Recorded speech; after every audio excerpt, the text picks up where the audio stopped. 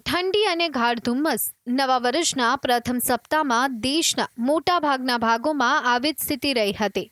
ઉત્તર ભારતમાં તીવ્ર શિયાળો અને ઉત્તર પ્રદેશ અને બિહારના ઘણા સ્થળોએ વરસાદના કારણે તાપમાન સતત ઘટી રહ્યું છે. કાતિલ ઠંડીથી સમસ્યાઓમાં વધારો થયો છે. સતત વધી રહેલી ઠંડીના કારણે જનજીવનને માઠી અસર પડી છે. ઠંડીની અસર મેદાનોથી લઈ અને પર્વતો સુધી થઈ રહી છે. દિલ્હી સહિત ઉત્તર ભારતના તમામ રાજ્યમાં ગાઢ ધુમ્મસનું એલર્ટ છે. ઓછી વિઝિબિલિટીના કારણે વાહન વ્યવહારને મોટા પાયે અસર થઈ છે. રોડ ટ્રાફિકની સાથે રેલ અને હવાઈ સેવા પણ પ્રભાવિત થઈ છે. આગામી દિવસોમાં હજુ પણ ઠંડી વધે તેવી શક્યતાઓ છે. આ ઉપરાંત હિમાચલ અને ઉત્તરાખંડમાં પણ આગામી 2-3 દિવસમાં હિમવર્ષા થવાની આગાહી કરવામાં આવી છે. બીજી બાજુ 8 અને 9 જાન્યુઆરીએ દિલ્હીમાં વરસાદની સંભાવના છે.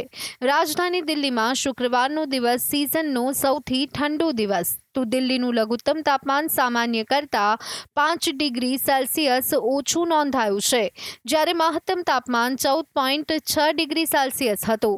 હવામાન વિભાગે દિલ્હીમાં ઠંડીનું ઓરેન્જ એલર્ટ જારી કર્યું છે. જમ્મુ કાશ્મીરમાં ઠંડીનું જોર અનેક ગણું વધી ગયું છે અને તાપમાનનો પારો સતત નીચે જઈ રહ્યો છે.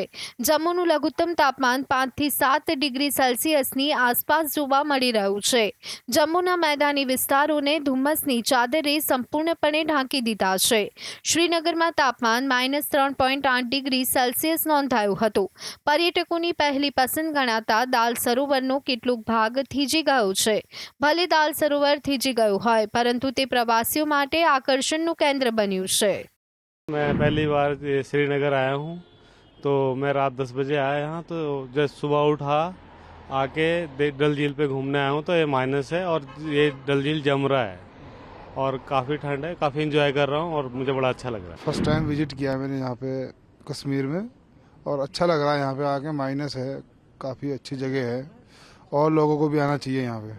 तो डल पूरा जमा हुआ था. डल लाइक एक पर जमी हुई है और अच्छा लग रहा है. हमसे बोला भी नहीं जा रहा, हम चंडीगढ़ के रहने वाले हैं यहाँ पे.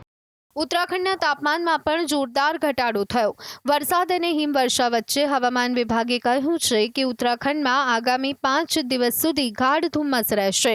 પહાડી વિસ્તારોમાં સતત હિમવર્ષા બાદ તેની અસર મેદાની વિસ્તારોમાં પણ સ્પષ્ટપણે જોવા મળી રહી છે.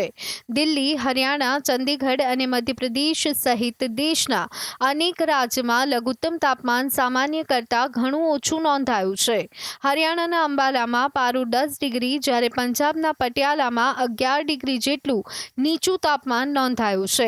મધ્યપ્રદેશમાં પણ હવામાનની પેટર્ન બદલાયેલી છે.